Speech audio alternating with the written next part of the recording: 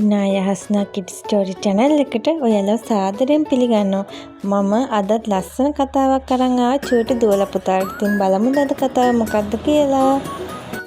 ලස්සන දවසක ලිලියගේ පුංචි බලල් පැටවා වන විස්කර්ස් එක්ක උද්‍යානයක සෙල්ලම් කරමින් සිටියා. එකපාරටම ලස්සන සමනලෙක් ලිලී ඇතුලෙන් පියඹා ගියා. ලිලී මොහොතකට සමනලයා දිහා බැලුවා.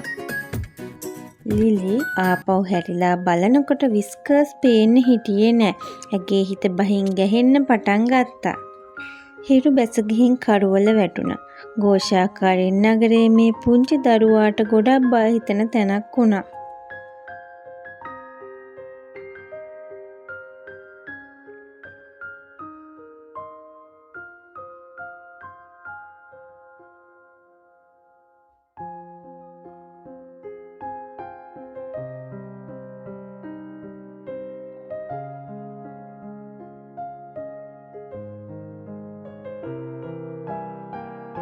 ඒ වෙලාවේ විස්කර්ස් හිටියේ ගොඩක් බයෙන්. සීතල කරුවල ගුහාවක වගේ පටු වීදියක විස්කර්ස් තනි වෙලා හිටියේ.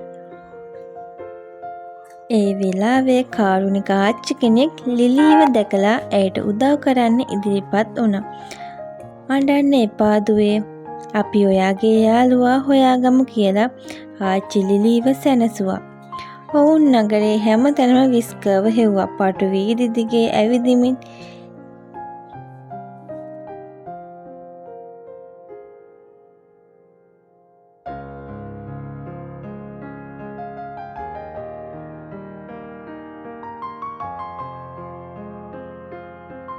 එකපාරටම ලිලීට හුරු පුරුදු හඬක් ඇසුණා. පුංචි ඤාව් හඬයි. ලිලී දුවගෙන ගිහින් විස්කර්ව බදාගත්තා. ඒ වෙලාවේ ඇගේ දෑසින් සතුටු කඳුළු වැగిරුණා. අවසානයේ ලිලී සහ විස්කර්ස් ආයෙත් එකතු වුණා. ඔවුන් හඳේලිය මැදින් සතුටින් නිවස බලා ඇවිද ගියා.